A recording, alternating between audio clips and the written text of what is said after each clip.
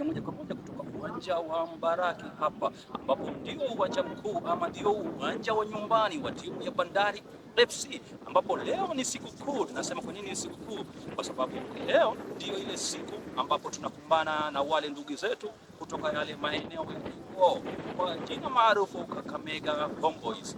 Labda kwa ufupi tu nikakupatia katika muonekano wa mechi zilizopita, ambapo mechi iliyopita mwaka jana tuliweza kugaragazana na Kakamega Homeboyz katika uwanja huu ambapo mechi iliyoishia kwa sare, lakini leo ni siku mpya, mwaka mpya, mwaka wa 2026.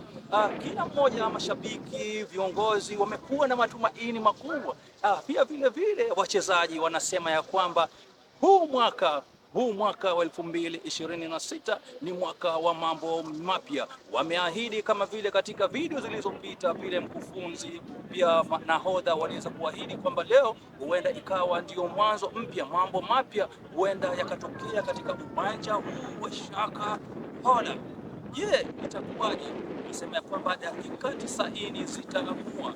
Je, mwenyeji atapona kwa ujio wa mgeni ama mgeni atabeba zawadi mwenyewe na kujipeleka na kurudi nayo nyumbani kwake?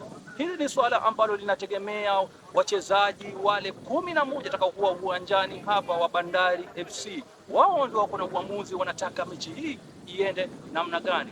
Lakini kutokana na mtazamo wangu tu mimi kama Fadhili Mzee, ni kweli kwamba ishara ziko.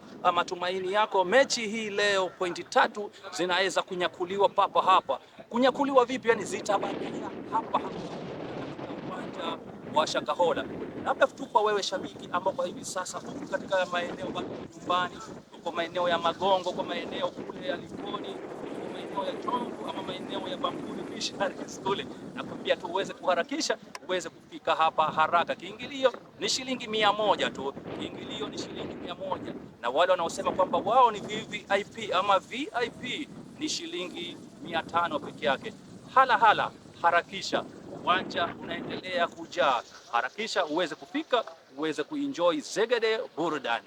Kula wao.